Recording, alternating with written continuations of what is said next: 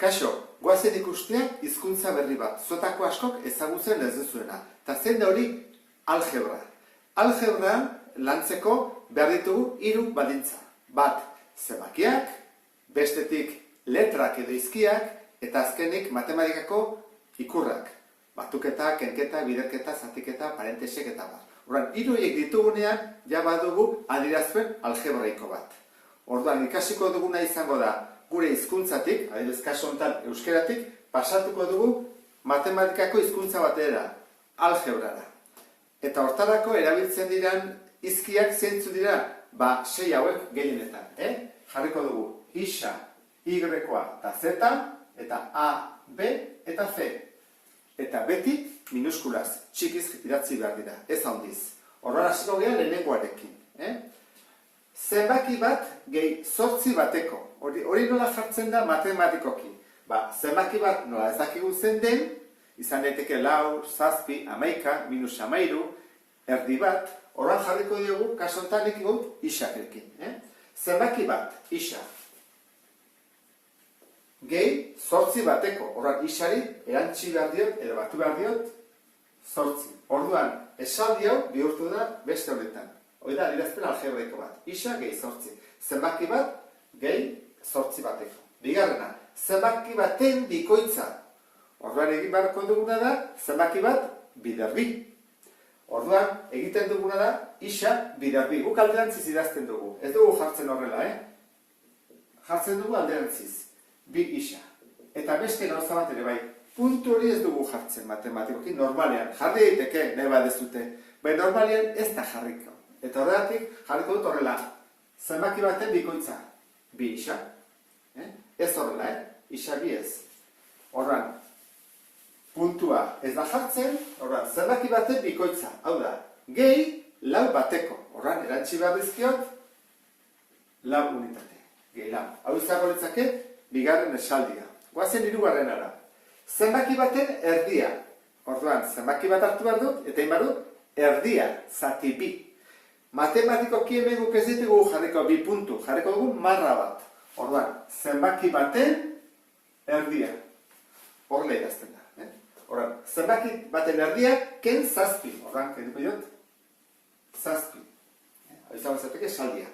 Urrengoa, zenbaki bat gehi beste zenbaki baten laukoitza. Orduan hemen, zenbaki bat gehi beste bat, 2 zenbaki desberdin ditugu. Orduan behar ditugu 2 letra. Isa eta y-koa. Horran, lehenengoari isa esango diot. Zenbaki bat. Gehi, beste zenbaki baten laukoitza. Beste zenbaki baten laukoitza. Horran, jarri beharko dugu bider 4 beste zenbakia. Eta da, y-koa. Horran ingo dut, 4i. Hau da, beste zenbakiaren laukoitza. Hemen ditu 2 zenbakiak. Urrengoa, zenbaki baten aurrekoa den erdia. Zenbaki baten aurrekoa lehenengo. Zenbaki baten aurrekoa, 5 aurrekoa, 4. 9 aurrekoa, 8. 12 aurrekoa, 11. Zeiten dugu, ken bat. Horran ingo dugu berdina. Zenbaki baten aurrekoa. Horran nik isari, kenduko diet bat aurrekoa izateko. Horran, zenbaki baten aurrekoaren guzti horren erdia. Horran, guzti hori jarri behar dut, zati bi. Guztiari, ez isari, denari. Urrengoa, zenbaki baten erdiaren aurrekoa. Hau arrebes, da? Horra, lehen edu barut, zenbaki baten erdia. Hoi, ikasi dugu, zenbaki baten erdia. Isa, zati bi. Horra, zenbaki baten erdiaren aurrekoa. Horra, honi aurrekoa. Inbar da, ken bat. Ikusten zuen, desberdina dela? Hemen da, zenbaki baten aurrekoaren erdia, eta da, zenbaki baten erdiaren aurrekoa. Alderantziz. Urrengoa, zenbaki baten urrengo zenbakia. Hori nola idazten da? 5 urrengoa, 6. 12 urrengoa, 13. Isaren urrengoa, gehi bat. Betira? Gehi bat urrengoa. Eta aurrekoa, ken bat. Esaldi hau luzeagoa dira. Hasi gaitezen. Zenbaki baten eta 8 arteko kendura. Eta jarretuko du, zenbaki baten eta 8 arteko kendura. Horran, jarriko dut isa, Jarriko dut 8 eta bioen arteko kendura, kenketa bat, esan nahi du, kenketaren emaitza. Orduan, zenbaki baten eta 8 arteko kenduraren karratua, guzti horren emaitzaren karratua. Karratua jartzen da berbi. Orduan ingo dut, parentesia, berbi. Eusamo zateke honera. Urrengoa, zenbaki baten eta 6 batekoen kendura, urrengo ingiratzko, zenbaki baten, isa, eta 6 batekoen kendura, kenduko jo 6, orduan, kenduraren hirukoitza, guzti horren hirukoitza. Orduan, inbar dut, biderriru, dena, orduan emaitza da, biderriru, aurrean jartzen dut, biderriru, hiru bider ateatzen dena. Ikusi dut hemen puntu bat jarri dut, batzutan jartzen da, eta beste batzutan ez, biektan ondo da honik, normalean parentesi horren puntua jartzen dut, gogoratzeko bider dela. Urrengoa, zenbaki baten erdia gehi, orduan, zenbaki baten erdia gehi, zenbaki horren herena. Orduan, zenbaki baten erdia gehi, zenbaki horren erdia, hasierako zenbaki horren erdia. Horrek esan nahi du, zenbaki berdinekin ari girala, ez daude bi zenbaki desberdin, ez ditugu isa eta i, zenbaki berdina dugu. Zenbaki baten erdia, gehi, zenbaki horren, oda, hasierako zenbakiaren herena. Herena da, zati hiru. Hau izan zatiru horrengoa. Zenbaki baten erdia, gehi, hasierako zenbakiaren herena. Isa berdinakin. Urrengoa, ondoz ondoko bi zenbakien batura. Ondoz ondoko bi zenbakien batura. Orduan, zeintzu dira ondoz ondokoan daudenak? Adibidez, 6 eta 7, 11 eta 12, 20 eta 21, 89 eta 100. Orduan, nik bali badut bat isa, zein da bere ondokoa? Isa gehi bat. Orduan, jarriko dut. Ondoz ondoko bi zenbakien batura. Horrengo dut. Isa gehi, bere ondokoa, isa gehi bat, batu ditut, isa eta isa gehi bat, baturaren bikoitza. Guzti horren bikoitza egin behar dut, bider bi. Eta esan dugu bider bi jartzen dela aurrean. Horren jartzen parentesia, bi bider. Bi bider ateatzen dena. Tazkena, tailer batean dauden kotxe eta motuen kurpil kopurua. Zioek behar dugu orduan. Kotxean deituko diogu isa, ez dakigulako, eta motoari y-koa. Orduan, kurpilak batu behar ditugu. Orduan, kotxeak isa baldin badaude, zenbat kurpil daude? 4 aldiz gehiago, ez da? Kotxe batek 4 ditulako. Orduan ingo dugu, kotxeak bider 4, kurpilak hola dialako. Orduan, 4 isa dira kotxeak bider bakutzak ditu 4 kurpil. Eta, batu beharko dugu, motoak dituzten kurpilak. Zenbat moto ditugu y-koa. Eta kotxe, bakatu, hemen motoakoitzak zenbat ditu bi, ez da? Sidekarrak 3 dituzte, baina motoak normalean bi. Orduan inbako da, bi bider i, bikoitza. Horran, pasa dugu gure hizkuntzatik beste hizkuntza ontara, matematika hizkuntzara, algebrara. Eta ariketa bat badago, hau dakigunean, zenbakizko balio ematen zaio, kaso batzutan. Gukiko dugu hauekin. Isa, 4 balio duenean eta i 6, zenbat da bakoitzak hartzen duen balioa, zenbakizko balioa, horren erauntar egiten da.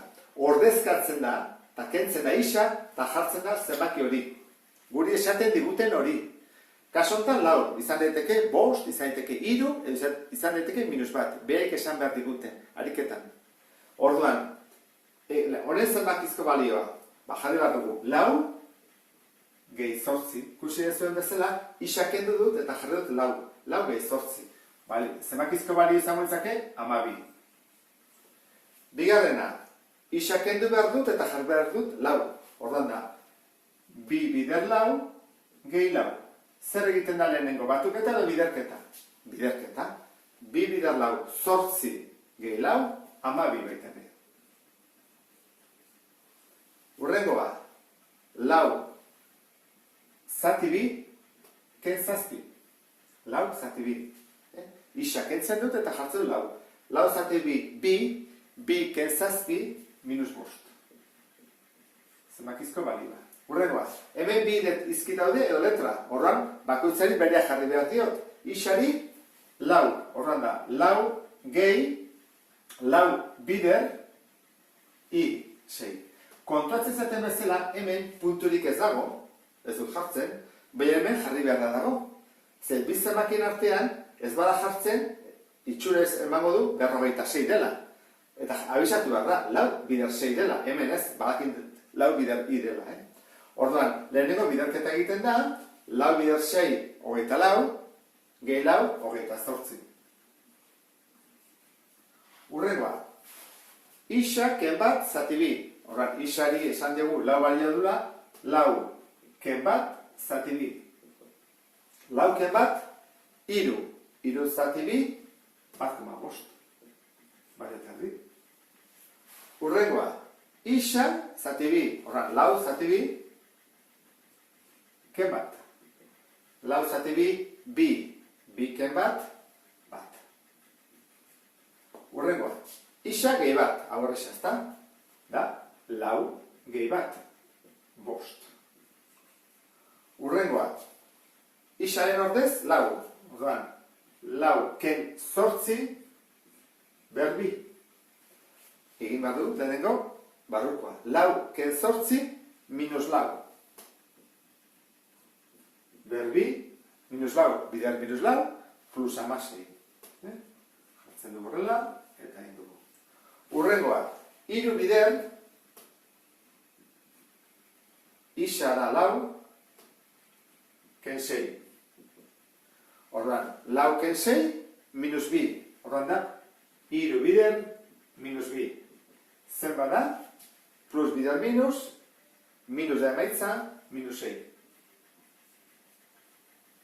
Hurrengoa, isa zati bi, horra jarriko dugu, lau zati bi, gehi, lau zati iru. Bueno, hemen, bi jartzen digu sei, hau bider iru, amabi, hau bider bi, zortzi, hogei sei. Eta simplifikatuta, amar ere. Eta zenbakia zatikiak utziko genuke. Hurrengoa, isaren ordez jarri behar da lau. Orduan, bi bider lau gehi bat. Horra barrukoa, lau gehi bat, bederatzi. Bi bider bederatzi, emezortzi. Eta, azkena. Isa eta i, horre egin bat dugu, lau bider, lau. Lau bider lau, gehi, bi bider sei. Bi bider sei. Lau bider lau, amasei. Sei bider bi, amabi. Eta horren batura, 28. Eta horrela bukatuko genuke adierazpenaren sarrera. Beste bat arte, agur!